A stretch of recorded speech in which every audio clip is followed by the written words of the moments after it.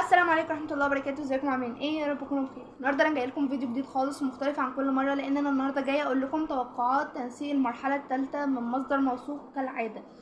بس قبل ما نبدا اي حاجه وقبل ما اقول لكم اي حاجه، شكرا للمسج اللي انا حطيتها لكم ديت. شكرا جدا جدا جدا بجد. كل دعمكم وكل المسجات الحلوه منكم بتفرحني وبتخليني اكمل وبتخليني اوصل، وان شاء الله ابن حضرتك يكون مستقبله حلو ويكون الكليه دي عوض ليه عن كل حاجه في ثالثه ثانوي.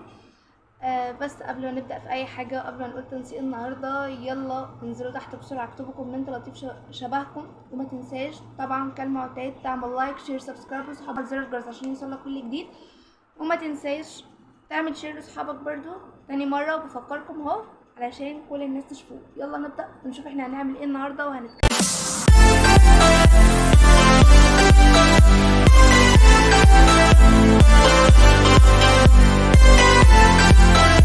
قبل ما اتكلم عن اي حاجه في تنسيق المرحله الثالثه، وقبل ما اقول اي حاجه خالص، وقبل ما نفتح في اي تفاصيل، جايه النهارده هقول لك كلمتين بس ركز معايا للاخر. عارفه ان ناس كتير منكم قلقانه ان هي ما يجيلهاش كليه، وان هم ممكن يجولها معهد، او ان هم مش هيقدروا مثلا على المصاريف بتاعه الجامعات الاهليه او الجامعات الخاصه او كل ده. انا جايه اقول لك بحاجات حلوه جدا هتفيدك جنب كليتك، في نفس الوقت هيكون سوق العمل بتاعها كويس. هتقولي زي ايه؟ هقولك ان انت ممكن تكون في حقوق عادي جدا، او في اي معهد يا سيدي عادي جدا، بس خليك في معهد لغات زي ما هنتكلم كمان شويه، وتاخد كورسات انجليزي، كورسات لغات بمعنى اصح، مش شرط انجليزي، ممكن يكون فرنش، ممكن يكون ايطالي، براحتك. شوف انت بتحب ايه وخد فيه كورسات. هتتدرب وهتأسس نفسك فيه كويس، تقدر بعد كده ان انت تدي كورسات سواء اونلاين او اوفلاين عادي جدا. محدش هيجي يقولك وريني الكارنيه بتاعك، محدش هيجي يقولك وريني الشهاده بتاعتك، محدش هيسألك عن اي حاجه طالما الاكسنت معاك حلوه واللغه معاك كويسه. هتقدر ان انت تدي كورسات اونلاين واوفلاين عادي جدا. طيب تمام، نيجي لتاني بوينت او تاني حاجة ممكن تشتغلها، البرمجة دي حقيقي تحفة تحفة تحفة. اعرف ناس في صيدلة وناس متخرجين من طب وشغالين في البرمجة. طب كليتك كانت فين؟ ده انت عملت المستحيل في ثالثه ثانوي عشان تدخل الكلية وربنا وفقك ودخلك الكلية. ليه ما اشتغلتش بيها؟ لان ملقاش شغل، ده ملقاش ان هو هيقدر ان هو يفتح عيادة لنفسه، ولا هيقدر ان هو يفتح صيدلية لنفسه، ملقاش دي شغلانته، اتجه للبرمجة. عادي، كلنا عارفين الفنان الاستاذ يحيى الفخراني، ما هو متخرج من طب بس ما اشتغلش في الطب لان دي مش المهنة بتاعته، ومع ذلك كان عمل المستحيل علشان يدخل طب. فربنا ما اخدش منك حاجة غير علشان هيديك حاجة تانية. يمكن رزقك ده او صحتك او تعبك في ثالثه ثانوي ان شاء الله هتاخده في شغلانتك. لو بدأت كورس برمجة، لو محتاجين مني اي تفاصيل اكتبوا تحت في الكومنتات وانا هشوف لكم وهقول لكم. هتقبضوا بعد 6 شهور بالظبط بالدولار. البرمجة ليها حاجات كتيرة جدا، ناس محتاجاكوا كتير جدا. محتاجين اي ويب سايت خاصة بالبرمجة اكتبولي تحت في الكومنتات وانا هقول لكم كل حاجة. او ان انت برضو ممكن تشتغل ترانزليتور لو انت اللغة معاك كويسة وبتقدر تترجم كويس، ممكن تشتغل في ويب سايت كتير جدا وهتقبض بالدولار. اكتبولي تحت لو محتاجين اي حاجة من دي، او محتاجين بقى سلسلة فيديوهات ان انتوا ازاي تشتغلوا جنب الجامعة، تطلعوا مصاريفكم ازاي، تقدروا تدخلوا سوق العمل اصلا بدون ما يكون كليتك ليها علاقة بسوق العمل.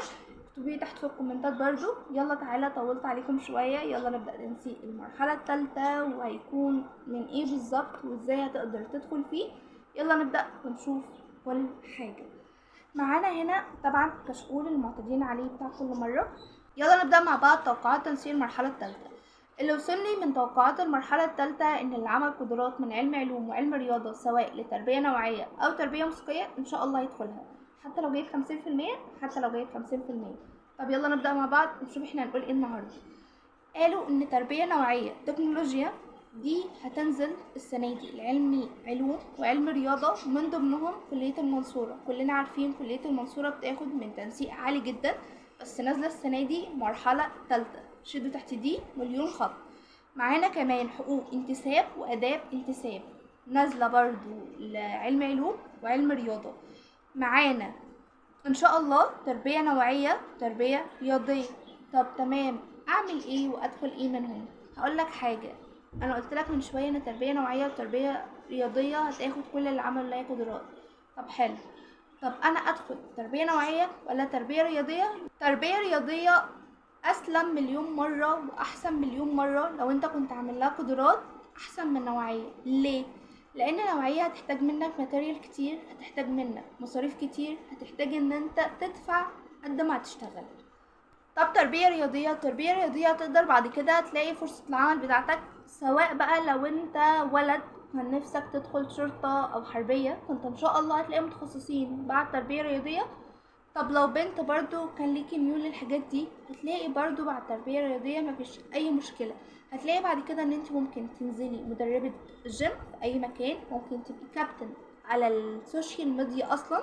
دلوقتي احنا بقينا كلنا سامعين ان في كباتن اونلاين بتتابع اونلاين، فدي حاجة حلوة. طب ايه كمان؟ تربية نوعية بقى هي موجودة وكورسات الرسم موجودة بس مش قد كده، فاحنا لو لينا الاتنين نتجه للمجال ده. طب لو تربية نوعية واي معهد، لا نخلينا في تربية نوعية لان اسمها كلية برضه. طب ننزل درجة شوية، ننزل للمعاهد.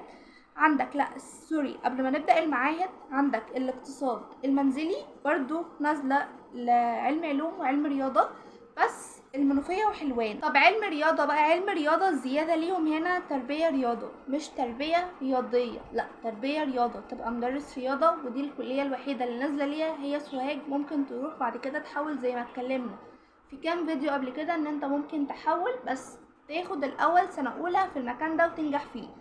طب اداب انتساب وحقوق انتساب، الناس اللي سألتني عن النقطة دي، انت لو جبت تقدير في سنة اولى هتطلع سنة تانية انتظام عادي جدا. بس الفرق بتاع اداب مثلا انتساب وحقوق انتساب ان انت بتدفع مصاريف زيادة شوية، يعني دول لو هيدفعوا 1000 انت بتدفع 1500، دول هيدفعوا 2000 انت بتدفع 2500، بيبقى زيادة 500 400 300 في الحدود دي مش اكتر من كده. بتجيب تقدير جيد جدا او امتياز في سنة اولى تطلع سنة تانية انتظام. طب ليه سموها انتساب؟ لان انت ما بتحضرش الكلية وملكش ان انت تدخل في الكلية غير على الامتحانات بس. طب انا لو رحت وسط صحابي كده وانا انتساب هحضر وهيوقفوني؟ لو انا بقى الكلية بتاعتي ما بتدققش والامن بتاعه ما بيدققش في الدخول والخروج وكل ده، هتحضر عادي جدا وخد محاضراتك والدنيا بيس مفيش اي مشكلة. نيجي بقى للمعاهد. المعاهد اختارها ازاي؟ انا مش هقولك اسماء المعاهد لان المعاهد كلها تبقى متوفرة ليك. اختار المعهد ازاي وبناء على ايه؟ اختار المعهد اللي هيكون 4 سنين، هي في معاهد 4 سنين، في معهد 4 سنين وزي الكلية بالظبط، بس في معاهد بتكتفي بسنتين وتقولك ان انت ممكن تقف عند سنتين وتتخرج فني، وفي معاهد بتقولك انت ممكن تاخد 4 وتتخرج بكالوريوس عادي جدا. مش شرط ان انت تكون كلية عشان تطلع بكالوريوس، ممكن معهد وتطلع بكالوريوس برضه. طب ادخل المعهد اللي هيكون انا جايبه؟ لا، لما تيجي تكتب اكتب حاجات عالية. طب ليه ما اخدش سنتين واكمل الاربعة؟ لان انت لو ولد هتخلص السنتين لازم تاخد جيش، فبعد ما تخلص السنتين وتاخد جيش الجيش بتاعك مش هيكون سنة، لكن لو اخدت 4 الجيش بتاعك هيكون سنة. طب لما اجي اختار المعاهد اكتب ايه؟ خليك في اللغات، لو انت متاح ليك اللغات، بس ان شاء الله هتكون متاحة ليك طالما ان انت من 50 وفوق 50 مفيش اي مشكلة. خليك في اللغات حلو جدا، مع كورس بره هيساعدك، هتقدر ان انت تشتغل كورسات محدش هيقولك انت ابن مين اصلا. طب البرمجة، خليك في البرمجة حلوة برضو، خليك في الحاجات اللي ليها سوق العمل، يعني انت معاك البرمجة حلوة قوي، معاك اللغات تحفة بصراحة. نيجي للأدبي بسرعة كده، طولت عليكم معلش. نيجي للأدبي المتاح ليهم معلش هيبقى تربية نوعية بس واللي عامل قدرات كده للأسف مفيش. طب تمام، اعمل ايه؟ اعمل زي ما انا قلت للعلمي بالظبط، نفس اللي قلته للعلمي طبقه وان شاء الله والله يكون لك مستقبل حلو جدا، احسن من مليون دكتور واحسن من مليون صيدلي. انت هتقدر ان انت تشتغل بالدولار من بدري، يعني من سنة اولى شغال بالدولار وبتعمل فلوس وبتدخل دخل، كل ده في حين ان طالب سنة اولى لسه مزنوق في كام مادة في طب معهوش اصلا وقت، ده هو مقسوم ما بين المستشفى او ما بين التدريب العملي او ايا كان كليته، فهو مزنوق فيها في التدريب، في حين ان انت كليتك هتكون كويسة. طب اخد مكان بعيد ولا مكان قريب؟ لو المكان البعيد ده المجموع بتاعه قليل، سوري، لو المجموع بتاعه قليل وانت يدوبك لحقه وجنبك هيكون عالي، لا روح. طب لو هناك زي هنا، لا خليك في بيتك احسن ما انت تصرف مثلا في سكن وكل ده، ممكن توفرهم لكورسات وتاخد كورسات بفلوس السكن دي وهتبقى دي حاجة كويسة ليك. كده كل حاجة خاصة بالمرحلة التالتة انا اتكلمت معاكم عليها، ولو في زيادة وصلتني او اي حاجة وصلتني كده زيادة مثلا او حاجات تكون مضمونة 100% عشان اقدر اتكلم معاكم عليها، هطلع اتكلم عليها، مفيش اي مشكلة. لو حد محتاج اي حاجة مني يكتب تحت في الكومنتات وانا هرد عليها في فيديو، او لو محتاجين مثلا كليات جديدة او ايه الحاجات اللي تقدروا تشتغلوها، او محتاجين تعملوا فلوس من سنة اولى جامعة وهكذا، كل ده انا هقدر ارد عليه، كل ده هردلكوا عليه باذن الله. اكتبوا تحت بس في الكومنتات، ولو محتاجين اتكلم عن اي كلية برضو اكتبوا تحت في الكومنتات. نتقابل على خير في فيديو جديد ان شاء الله. اقول قولي هذا واستغفر الله لي ولكم، والسلام عليكم ورحمة الله وبركاته.